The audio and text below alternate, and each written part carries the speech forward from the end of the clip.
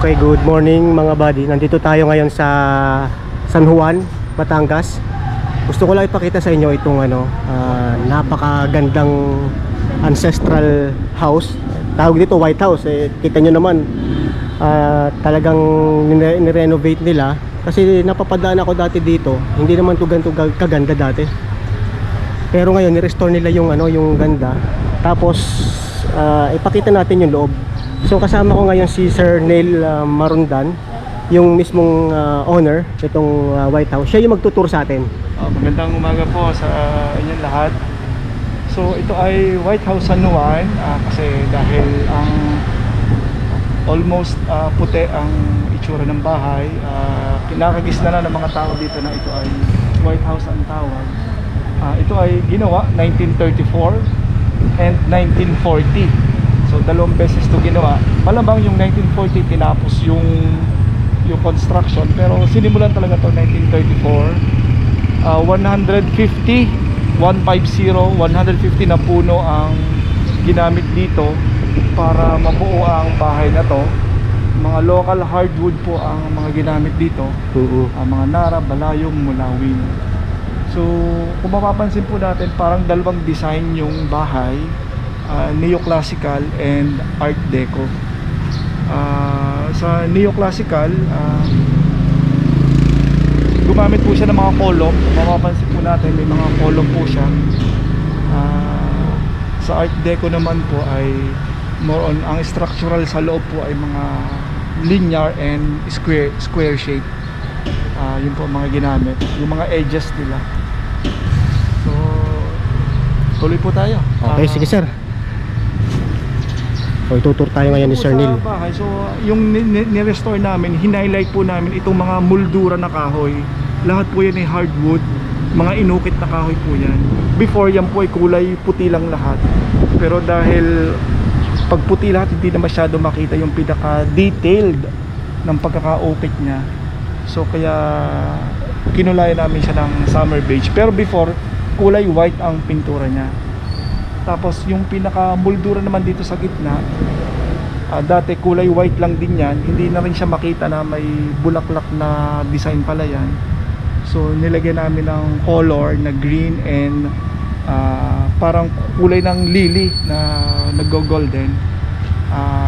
Yun naman ay kulay doon sa baston ni Poong San Jose. Okay. Kasi ako ay taga San Jose, Batangas. Okay.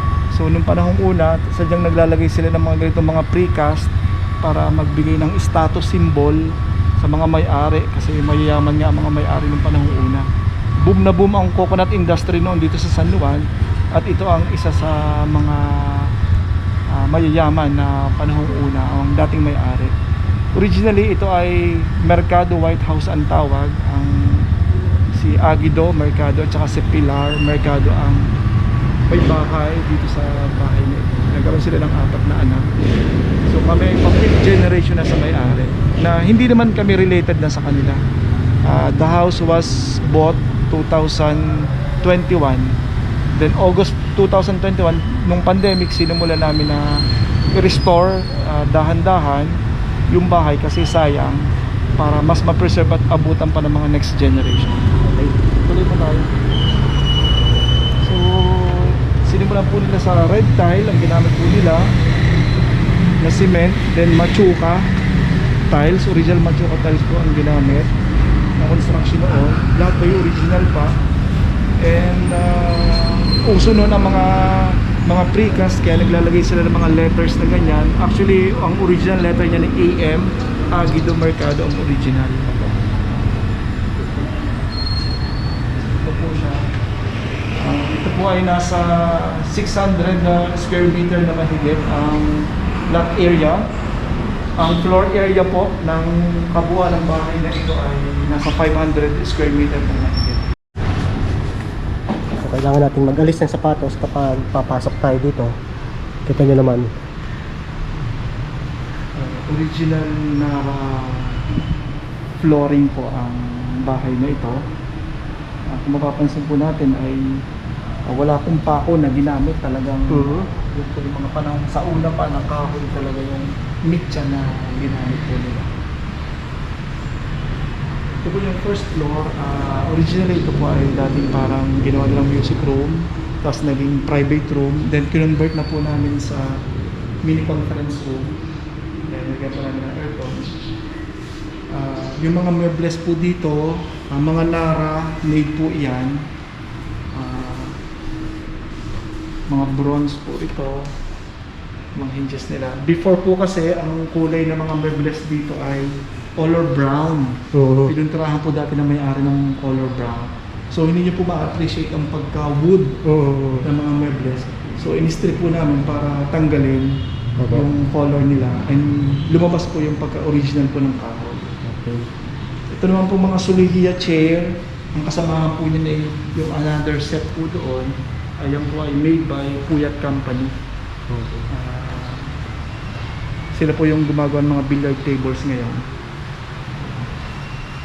Ang orientation po ng bahay na to ay nasa gitna ang mga comfort rooms. Ito naman po sir ang dating office nila. May lending office kasi before dyan. So ginawa naman po namin ito mga private office and some of the collections po namin ng mga old coins panahon una. So, from 1921, yung mga coins na po tayo ng 1921 during American occupation papuntang ano po at present po. Machuca tiles din po ang ginamit nilang flooring dito. Katulad po nito, this was also the original chair na ginagamit nila. Sulihia, masinsin po ang pagkakagawa. So, nilinis lang po namin, in-strip lang namin para lumabas yung original color po nila. Same thing din po ito. Mga made by Puyat Company. Doble na naman po Sulihia.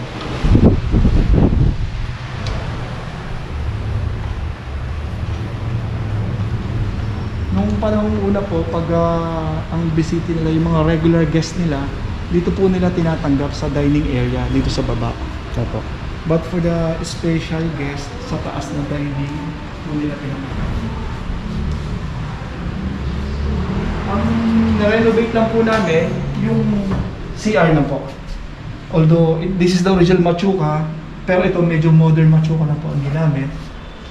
But the chandelier original pa rin po and yan po frame po ng mirror and even the mirror original din po yan. Sadya po may bathtub nung panahon una dito sa bahay na ito kaya nung kami pong na-renovate, nilagyan na rin po namin ng bathtub. Ito naman pong lamesa nila, this is the regular guest kung saan sila kumakain. Ito po ay 12-seater. Ginawa lang po namin 10-seater para hindi po masyado masikip. Same thing din po itong mga meubles na ito. Dati po ito ay color brown. So inalis lang po namin yung pintura nilang brown para lumabas po ang color ng kahoy. This was the original picture naman po ng White House. May isa po tayong room ditong medyo maliit ng konti. Ginawa namin pinaka parang barber room dito.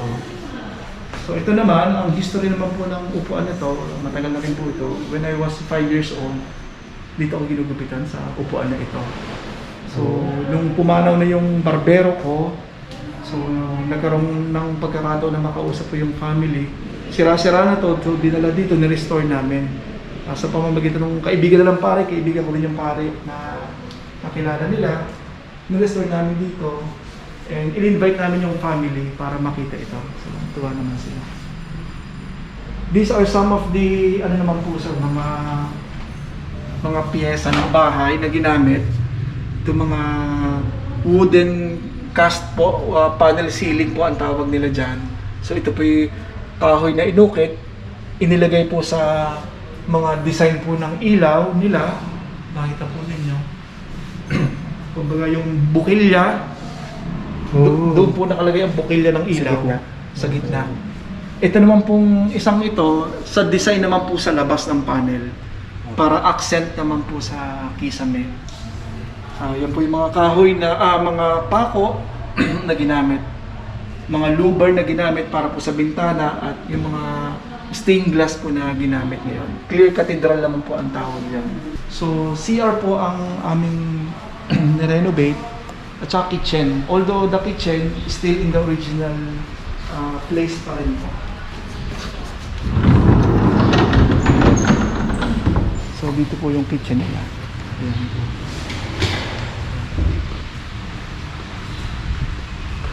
So, medyo minodern na po namin yung kitchen kasi although the space parehas and high ceiling pa rin.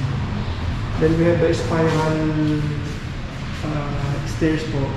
Ito yung sa history ng bahay. Diyan lumagaan ng mga kasambahay. Pag may mga bisita kasi they are not allowed to go inside the house pag may bisita. Dapat hindi sila nakikita. So ito naman po yung connecting sa terrace sa taas going to another kitchen sa taas. Papuntang dining area. Distrip po namin para lumabas ang pagka-original color.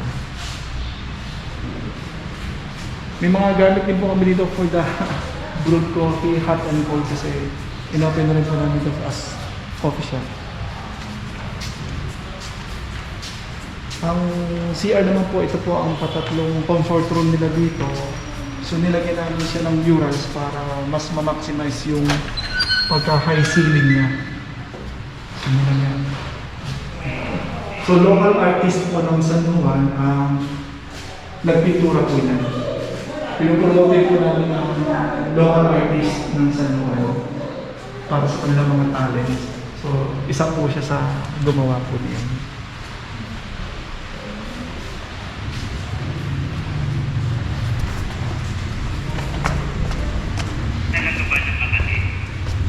Naglagay lang po kami ng konting pocket garden dito sa likod. On the side po ang pasok.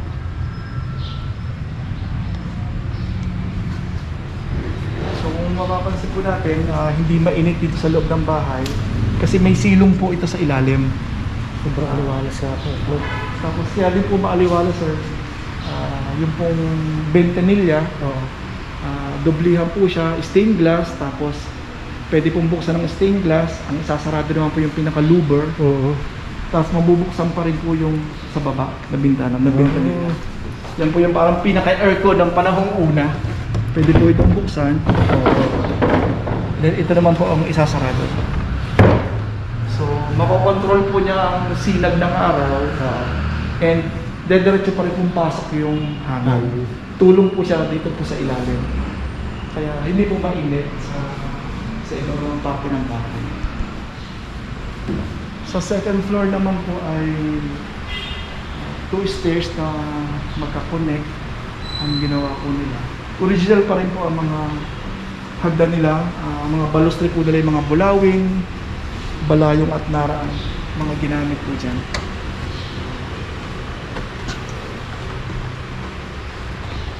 Nilagyan po namin ng mga ilang antique collection, katulad ng mga gilingan ng mga kape, yan po mga lusong, giling ng bato, yan po mga tapasan ng niyog,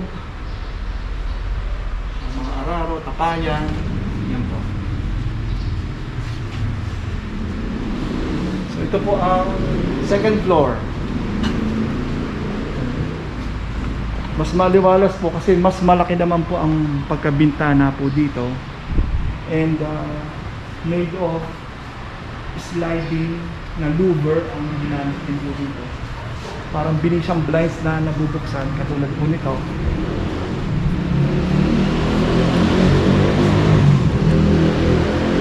And then pwede po mabuksan siya. Yan po. Bago po nauso yung mga blinds noon. Yan na po ang sinaunang ginagamit noon. Ito. Itong matindi eh. Ayan po yan. TV. Yan po ang mga TV ng panahon una. So, originally, ang mga Japanese occupants po ay dito nagpupunta. Dito sila nagmimerienda, kumakain. Yung party nila sa gabi, dito nila ginagawa. Naging kaibigan ng may-ari, mga Japanese occupants noon. Another room po, ito yung isa sa ino-offer namin, massage area namin. Although ito po dati ay pinaka-music room nila. Original tiles pa rin po yung makikita niyo dito. So yung mga guest po na pumunta dito, they can enjoy the relaxation po ng massage. The whole body and the foot massage. Ito naman po ay original na balayong na hagdan. Papunta po sa taas. Pinaka-prayer room naman po. Kinonvert po namin sa prayer room. Yung pataas na yan. Na-restore din po namin ito. Dinala po yan dito dati. Mga sira-sira na po. So yung singer machine, nakuha namin. Nakita po namin sa serial number siya. Ginawa siya based on the serial number October 11, 1949. Ginawa siya. Working pa rin po yan. Pagano. The original piano, Everett piano na ngayon ay siya ay ano na, Yamaha na, Yamaha Corporation. 1934 din siya ginawa based dun sa kanyang serial number. Ito po yung balcony sa second floor. So, dalawa po silang upuan dito. Original pa rin po ang tiles na ginamit nila. Yung pong kisame, hindi po lawanet. Yan po ay tabla na nara ang ginamit po nila. So may 2-inch na kapal po yan ang ginamit po nila. Buong bahay po dito sa second floor. Tabla po lahat yan. Original Swarovski ang mga palamuti na palawit po na makikita po nyo dyan. Ang binago lang po namin yung ilaw para mas safe. So ginawa lang po namin LED. Ito pong mga muebles, original pa rin po to. Ni-restore na lang po namin yung mga upholstery kasi ito po yung sira-sira na dati. Ni-refurbish po namin para lumabas yung pagka ganda ng kahoy.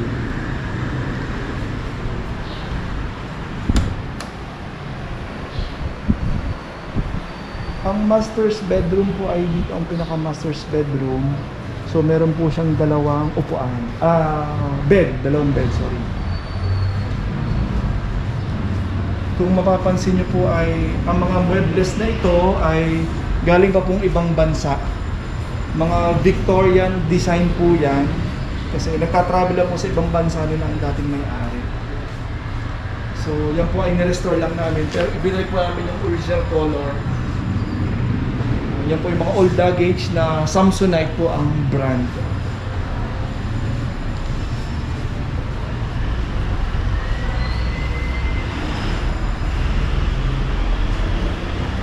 Ang mga rooms po dito ay may mga connecting na pintuan papunta po sa other room. Kasi sila po ay sharing sa comfort room. Sa gitna pa rin po ang orientation. Mga Victorian sofa po yan na galing din pong ibang bansa nung panahong una. Yan sir ay sinaunang ice shaver po. Mga gagawa ng halo-halo siguro. Yan dyan po. Iniikot po. Babalahan nila dito ng yelo. Iikot yan. Tapos may nakasalo po dyan. Dyan po babagsak yung refine na yelo na. Po yung CR nila sa gitna. Original pa rin po yung Machunga tiles nila. Nirestore na lang po na. Nirenovate na lang po namin ito. High ceiling naman po ang CR sa second floor. Again, may bathtub din po sila originally noong panahon una. Ang original po dito ay the ceiling and ito pong mirror. Original din po yan. Kasama na sa bahay.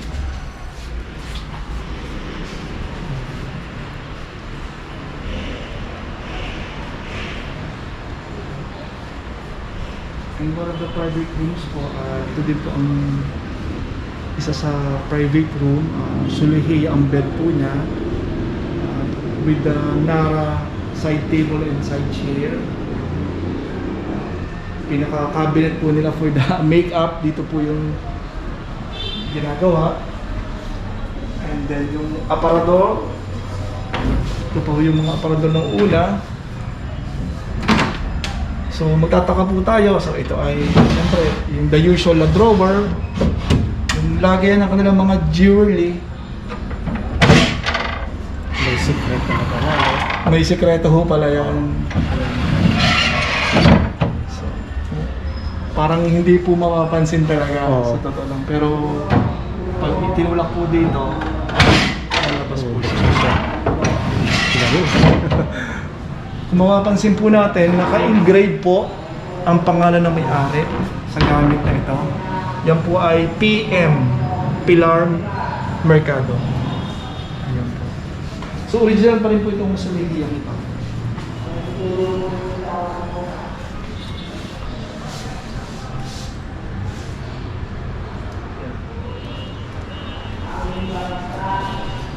Yung ibang nagko-coffee po dito, nag-visit, dito po sila nag-stay, pwede po sa balcon or dito po sa likod. Ito naman sir yung another kitchen for the second floor. So may kung mapapansin nyo po ay sila nakaupo dito, yung aming mga staff dito. Dito kami nag-i-stay pag may bisita po dito. Okay. Butler's Nook po ang tawag dito. Sadya pong dito kami tumatambay. Yung mga kasambahay nung una, dyan talaga sila tumatambay. Nag-iintay ng isa-serve yung pagkain. Original pa rin po yung mga cabinet and ito pong mga hawakan. So yan po yung nilinis lang namin para lumabas po yung kinang niya. The tiles, original din po itong mga tiles na ito. Hindi na po namin ito inalis para mas wala na po kasing ganyang klaseng tiles yung pangalan ito. Connecting naman po ito doon sa nabanggit ko sa inyo na spiral na hagdan. May pinaka-terrace din po siya, kaya maaliwala siya. Diyan po yung papuntang hagdan, going to the kitchen. Ayan. Pag bumaba po kayo, yun po yung kitchen sa baba.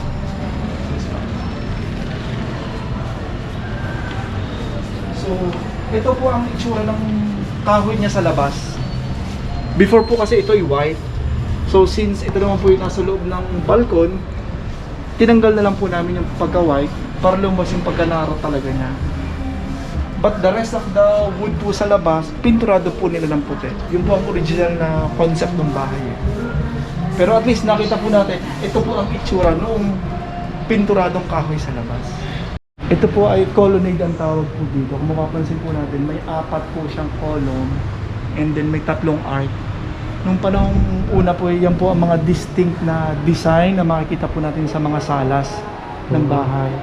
Actually, ito po ay nagsisilbi ding division between papuntang kitchen, dining, and papuntang salas.